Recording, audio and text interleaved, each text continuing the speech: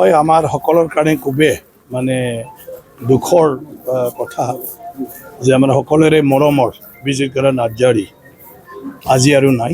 তেখেতে আমি সবে নিজৰ নিজৰ কামত সবে ব্যস্ত আছে। তেখেতেও অন্য দিনৰ নিচিনা ইয়াতে আছে, ৰাইজৰ লগত কথা পাতি আছে সব সকলোৱে। কিন্তু অকস্মাত আমি কি হ'ল তেওঁৰ মনত বা কি আহিল তেনেকুৱা ধৰণৰ এইটো আমি গম নাপালোঁ। আৰু ইয়াৰ পিছতহে সবে মানে ঘৰৰ মানুহখিনিয়ে অলপ সন্দেহ কৰিলে, তাৰপিছত দেখিলে অৱস্থাটো, আৰু তাৰপিছত আমি সবে খবৰা খবৰি হৈ এতিয়া আহিছোঁ। গতিকে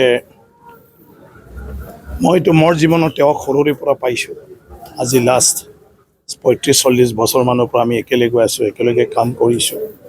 সদায় ৰাজহুৱা জীৱন হিচাপে ঘৰ সংসাৰ থাকিলেও তেনেকুৱাই আমি অতিবাহিত কৰি আছোঁ। কেতিয়াও তেওঁৰ মনত বা তেওঁৰ কথা বাৰ্তাত চিন্তাত তেনেকুৱা আমি একো দেখা পোৱা নাছিলোঁ। হয়তো কালি পৰহিলৈকেও ফোনতো কথা পাতি আছোঁ। অহাকালি আমাৰ মানে মিনিষ্টাৰ আহি ফালে বিভিন্ন প্ৰগ্ৰাম কৰাৰো কথা আছে, সেইবিলাকে চৰ্চা চলি আছিলে।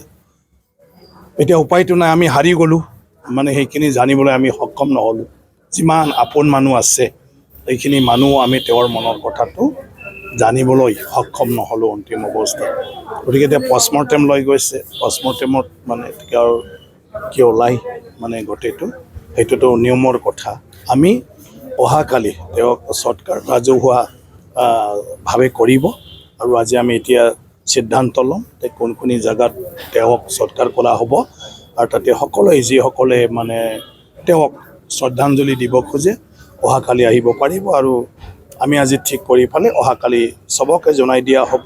ছ'চিয়েল মিডিয়াটো গম পাব যে কিমান বজাত তেওঁৰ মানে ডেড বডিটো সৎকাৰ হয়, কেতিয়া আহি পায়। এতিয়া BTC মানে মহিলাৰী ডাঙৰীয়াও, আমাৰ চিফ ডাঙৰীয়াও মানে তেওঁ খবৰ দি পঠাইছে, তেওঁ যিহেতু ডেপুটি স্পীকাৰ, গতিকে সেইকাৰণে বিধানসভালৈ কিয় BTCৰ মানে তেওঁক মানে নিব পাৰিলে ভাল। গতিকে এতিয়া এইটো পৰিৱেশ নহয়।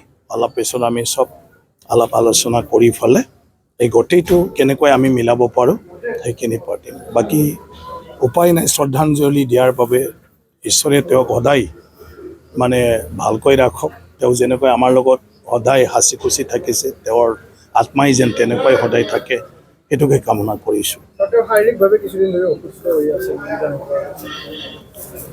নাই, এইটো তেওঁৰ অসুস্থতাটো তেনেকুৱা হৈয়ে থাকে, মানুহৰ জীৱনৰ কথা। কিন্তু মই সেইকাৰণে ক'লোঁ যে আমিও গমকে নাপালোঁ বা আমাক তেনেকুৱা উমানে নিদিলে, আমি সক্ষমেই নহ'লোঁ জানিবলৈ। আৰু লাষ্ট পৰ্যায়লৈকে আজিও তেওঁ মানুহৰ লগতে বহিছে, কথা পাতি আছে। নিজৰ যিসকল মানে কি কয় তেখেতৰ তাত মানে এজন প্ৰতিনিধি হিচাপে বা আপোন বন্ধু হিচাপে যিসকল আহিছে, নৰ্মেলি চবৰ লগতে তেখেতে আজি দিনটো কথা পাতিছে। তেওঁৰ লগত যিসকলে আছে চবে জনাইছে।